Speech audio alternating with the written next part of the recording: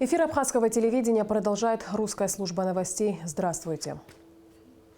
За прошедшие сутки тестирование на коронавирусную инфекцию проведено у 167 граждан. Диагноз COVID-19 подтвержден у 65 из них. На данный момент в Гудаутской ЦРБ находится 151 человек. Из них 130 подтвержденных на COVID-19 пациентов, в тяжелом состоянии 19 человек. Средней степени тяжести 47. Выписано 7. Амбулаторно выздоровевших 25 человек. Оперативный штаб по защите населения от коронавирусной инфекции призывает граждан Абхазии соблюдать все необходимые меры предосторожности, чтобы избежать заражения.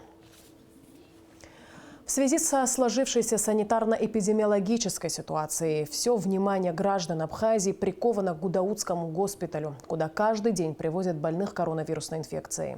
В больнице ощущается нехватка медперсонала. Однако все пациенты обеспечены лекарственными препаратами и необходимым уходом. 2 октября ковид-центр с инспекцией посетил министр здравоохранения Тамас Сахнаки, которого сопровождала наша съемочная группа. Репортаж Гугуцы, Вардания. Гудаутский ковидный госпиталь. Сюда с самого начала пандемии привозят заболевших коронавирусной инфекцией со всех районов республики. Врачи работают практически без выходных, затем уходя на самоизоляцию и вновь возвращаясь в стены больницы. На сегодняшний день в ковид-центре около 150 человек. Куда сейчас? На 4-й этаж. А это для чего вы? Для капельниц? Да. Это в инфекционное отделение вы идете? Да. На время пандемии больница стала для нас вторым домом, говорят врачи Гудаутского ковид-центра. Некоторые из них в суете даже не заметили, как за окнами сменились 3 времени года. Вы на самоизоляцию как-то уходите? Нет, на самоизоляции вообще ни один день не было.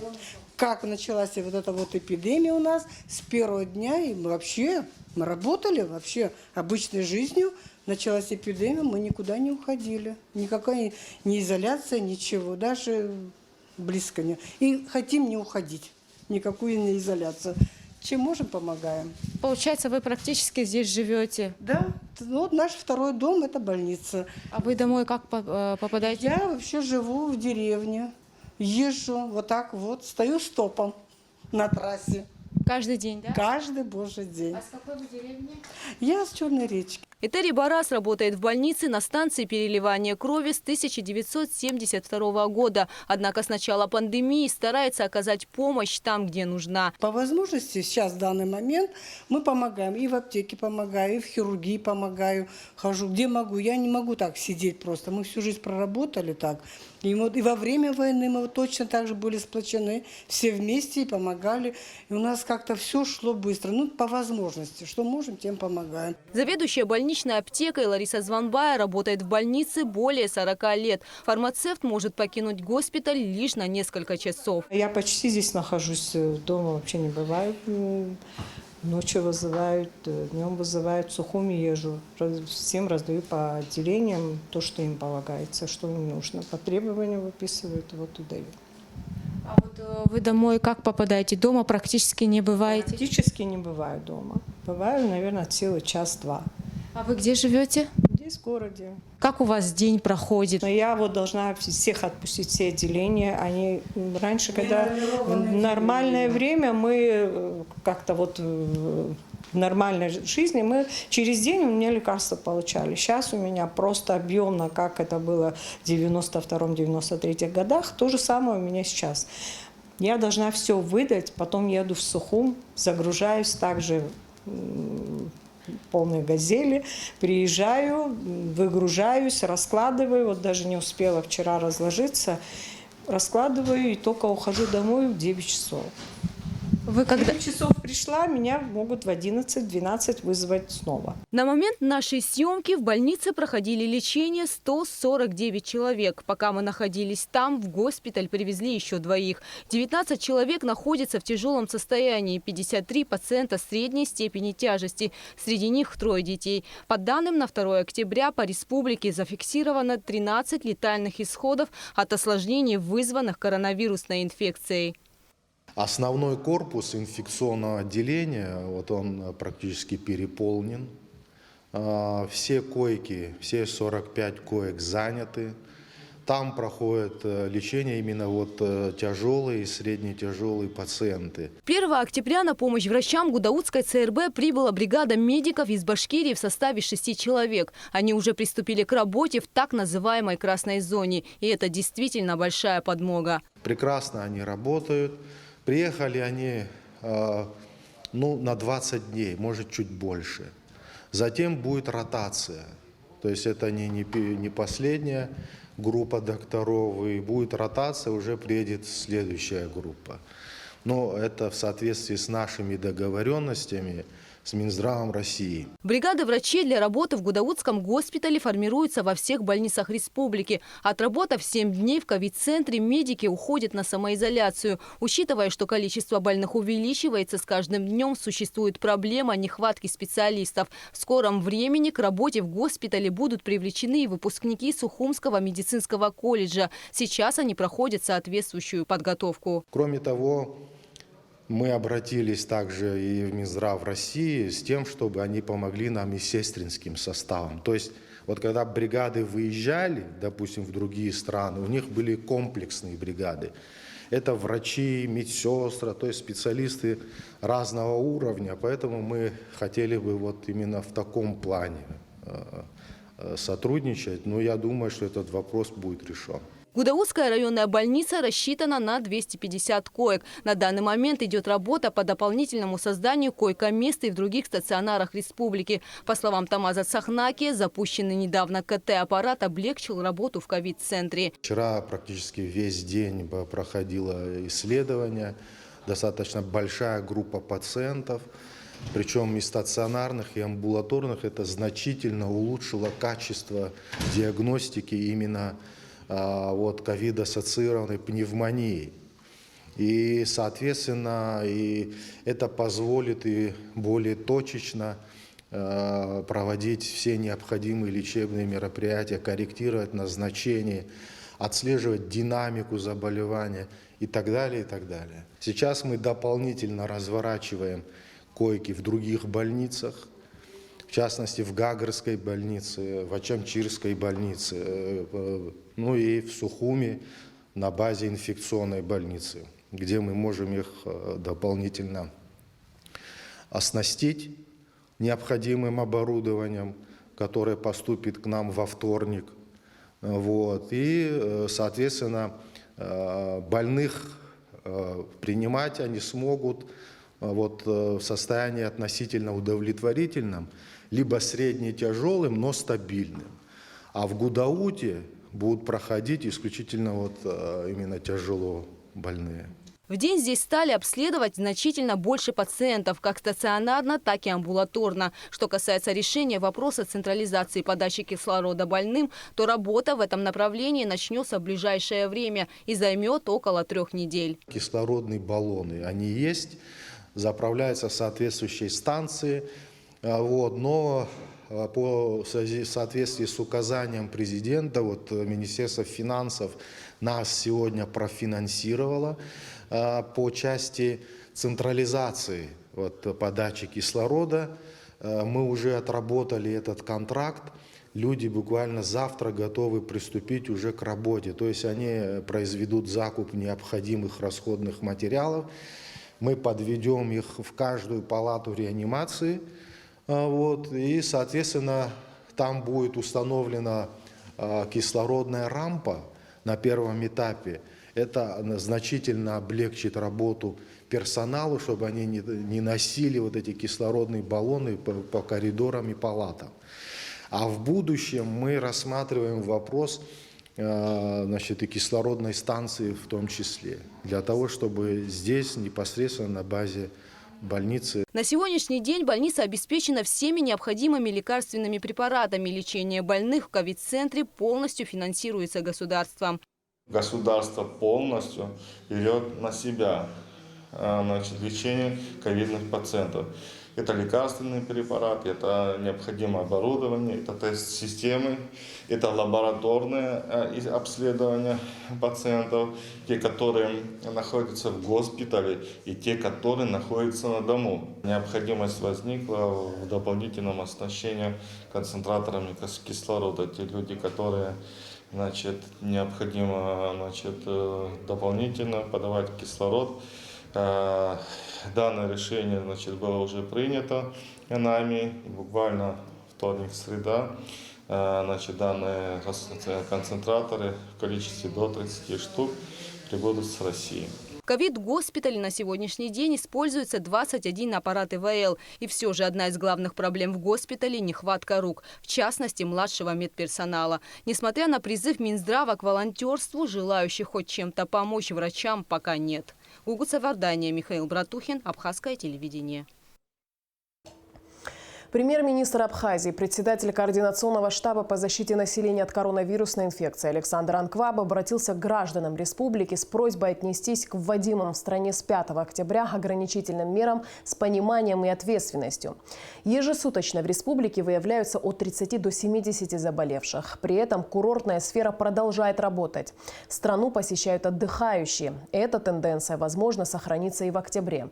Но даже при том, что статистические данные по Абхазии могут показаться далеко не критичными, мы со всей ответственностью обязаны отнестись к положению вещей.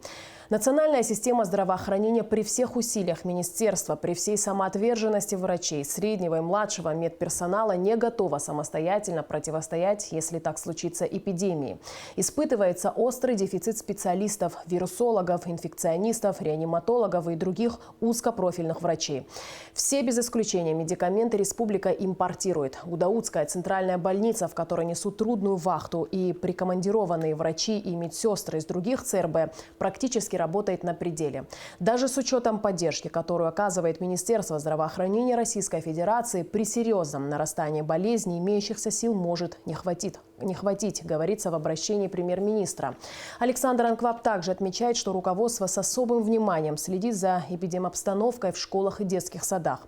При ее ухудшении будут приняты необходимые меры по защите детей. Председатель Координационного штаба обращается к гражданам с настоятельной просьбой соблюдать и ограничительные меры, и элементарные требования личной гигиены, носить маски, перчатки, использовать дезинфицирующие средства. Только так можно минимизировать риски заболеть коронавирусом.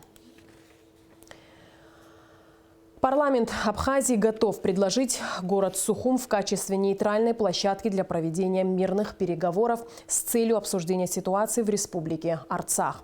Об этом говорится в заявлении Народного собрания в связи с последними событиями в зоне Нагорно-Карабахского конфликта. Как подчеркивается в заявлении, эскалация конфликта в Нагорном Карабахе выходит за пределы зоны вооруженного противостояния, ставя под угрозу весь регион Южного Кавказа. Парламент Абхазии призывает стороны к немедленному прекращению огня и началу цивилизованного переговорного процесса. Депутаты Народного собрания обращаются ко всему мировому сообществу, лидерам государств и международным организациям с просьбой содействовать урегулированию нарастающего конфликта, не допустить неоправданных жертв с обеих сторон. Премьер-министр Александр Анкваб обсудил с вице-премьером, министром финансов Владимиром Делба, министром по налогам и сборам Дауром Курмази и председателем Государственного таможенного комитета Гурамом Инапшиба исполнение государственного бюджета за 9 месяцев текущего года. Так, исполнение доходной части бюджета за 9 месяцев за период с января по сентябрь составила 53,6% по отношению к годовым показателям. В бюджет страны этот период поступило 5 миллиардов 404 миллиона рублей, что на 1 миллиард 315 миллионов рублей меньше прогнозируемых доходов. При этом государственный бюджет недополучил собственных доходов в сумме 676 миллионов рублей. В рамках совещания министр финансов также проинформировал главу правительства о работе над проектом бюджета на 2021 год. Как отметил Владимир Делба, бюджет будет основан на реальных прогнозах с учетом оценки исполнения бюджетных прошлых лет и влияния экономических изменений, связанных с коронавирусом. Помимо этого, расходная часть бюджета будет строиться на принципах оптимизации и эффективности расходов. 2 октября 1992 года была одержана первая победа в Отечественной войне народа Абхазии. В эти дни исполняется 28 лет со дня освобождения Гагры от грузинских агрессоров. Гагрская операция под кодовым названием «Буря» началась 1 и завершилась 6 октября, когда абхазские ополченцы вышли на границу с Российской Федерацией. Хронология событий в материале из архива Абхазского телевидения.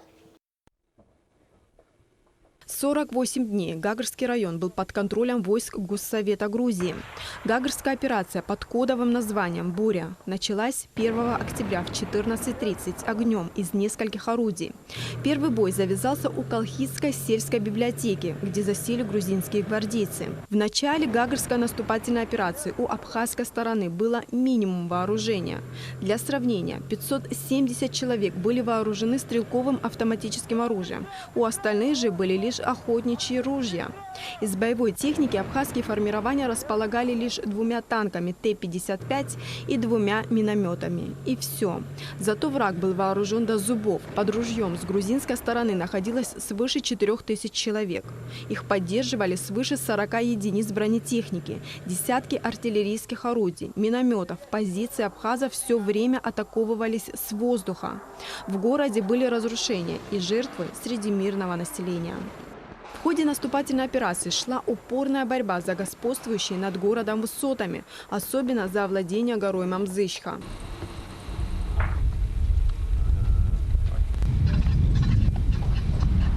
А это записи из оперативных сводок штаба обороны Народного ополчения Абхазии. 5 октября в 17:50 силы Народного ополчения вошли с боями в труднейший скальный участок со множеством заминированных мостов и участков дороги и вышли к Холодной речке. После перегруппировки в 6 часов вечера был прорван заслон противника, а на Цандрипском спуске после очередной атаки его сопротивление было полностью сломлено. Противник, бросив танки, боеприпасы и вооружение, бежал кто куда, кто в горы, кто до российско-абхазской границы. Бандиты, которые пришли в Абхазию, мы всех прогоним отсюда. Ни один абхазец и все наши братья, которые пришли сюда, воевать за нашу землю. До последней капли крови будет воевать. Так что пускай они знают, что мы никогда не сдадимся на нашей земле. Обстановка нормальная, взяли, как через час возьмем. Уже прошли. 6 октября в 6 часов 40 минут флаг Республики Абхазия взвился на абхазо-российской границе по реке Псоу.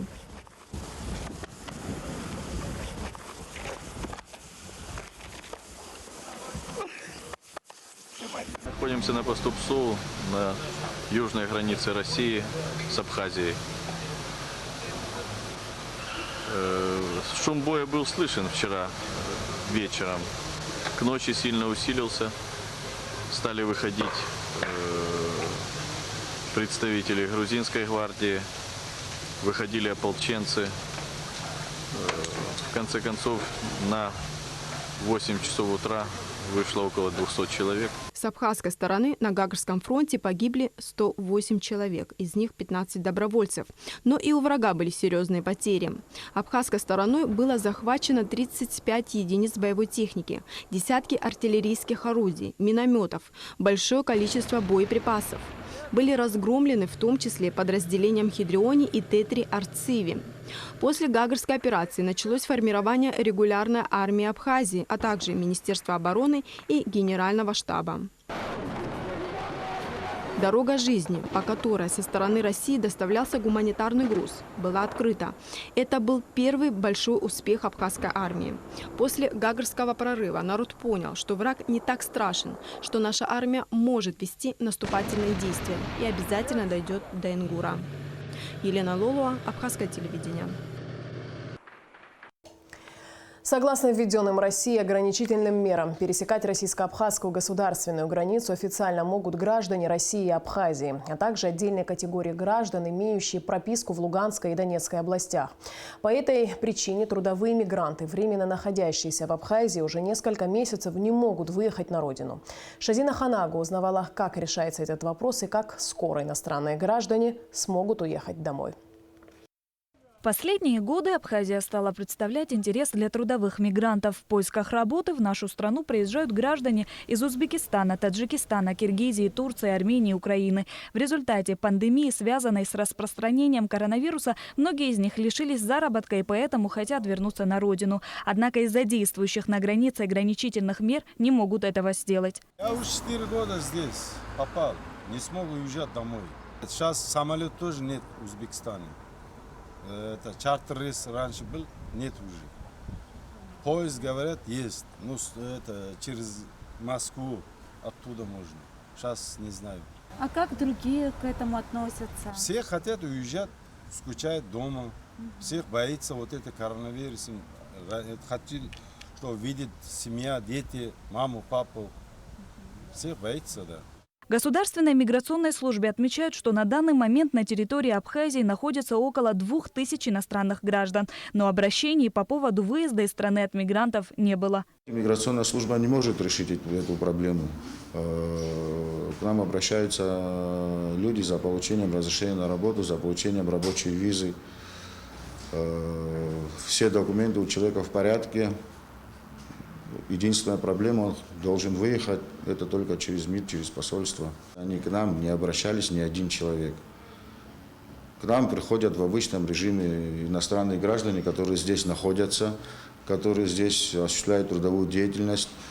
Они приходят, проходят обычную процедуру легализации, получают рабочую визу, сдают анализ, медобследования, проходят и получают разрешение на работу. Вот за этим они к нам обращаются, и все те, которые здесь остались, по мере того, как у них закончились документы, они обращаются и вновь продлевают свои документы. Благодаря совместной работе Министерства иностранных дел Абхазии и России был организован упорядоченный выезд через территорию Российской Федерации 59 граждан Таджикистана, 13 граждан Киргизии и 30 граждан Армении. В данный момент ведутся переговоры по поводу выезда из страны около 400 граждан Узбекистана. Несколько дней назад граждане Узбекистана, около 400 человек, обратились с письмом в МИД Абхазии с просьбой оказать содействие в их транзитном въезде через территорию России в места постоянного проживания. МИД Абхазии по дипломатическим каналам направил ноту в МИД России с просьбой связаться с властями Узбекистана и оказать содействие в решении гуманитарной проблемы. Первую группу граждан Узбекистана планируется отправить на родину в начале октября. Это будут женщины, пожилые люди и дети. Шазина Ханагуа, Алексей Баструков, Абхазское телевидение. В связи с капитальным ремонтом коммуникационных сетей по улице Абазинской в Сухуми будет изменена схема движения транспорта, в том числе и общественного. Обсуждению этого вопроса было посвящено совещание в городском собрании столицы с участием главы администрации Беслана Эшба и представителей ГАИ. Подробности в материале пресс-службы Сухумской городской администрации. Ремонт коммуникационных сетей в центральной части улицы Абазинской в Сухуми по инвестпрограмме планируется провести в течение 3 месяцев. На этом участке дороги от улицы Лакуба проходит маршрутная линия автобусов, троллейбусов и маршрутных такси, обслуживающих новый район. Начальник департамента по управлению транспортом и организации дорожного движения администрации Сухума Тимур Абгадж проинформировал, что в связи с закрытием этого участка дороги маршрут новый район Рынок переносится и продлевается до улицы Айтгалара. С улицы Лакуба троллейбусы, автобусы и маршрутные такси будут поворачивать на улицу Айтгалара. Эта улица на время будет с односторонним движением до улицы Арзанба. Далее маршрут троллейбусов и другого общественного транспорта, который едет на новый район, будет проходить по улице Арзанба. Они будут заворачивать по улице Абазинской и далее поедут по нынешнему маршруту. Мы считаем, что данный маршрут он и социальную тему снимает очень четко, и в условиях обслуживания пассажиров пассажирским автотранспортом будет более комфортным, более удобным, особенно в зимнее время, когда не надо проходить лишний раз, 2, 3, 4 квартала, а в ближайшем месте сесть и уехать. Планируемый маршрут рассчитан на то, что он не вызовет неудобств для жителей столицы. Остановка останется на этой же улице Абазинской, выше кварталом, а для многих он станет еще удобнее, так как будет проходить по центру города. Мэр города отметил, что в администрации прорабатывали различные схемы. В итоге пришли к представленному депутатам горсобрания, учитывая, что эта схема будет более комфортной для граждан. Идея пришла не сразу, мы прорабатывали много вариантов, и улицу Пушкина, и другие улицы, которые идут. У администрации, у ГАИ, республиканского, городского есть понимание в том, что мы можем пойти на этот шаг. Главное, об удобстве идет речь. Работы по замене коммуникации по улице Абазинской должны начаться в скором времени. Схема нового движения общественного транспорта будет задействована в течение октября. К этому времени будет проложена троллейбусная линия по улице Айтгалара. Мадина Абганба, Давид Авицба, пресс-служба администрации города Сухум.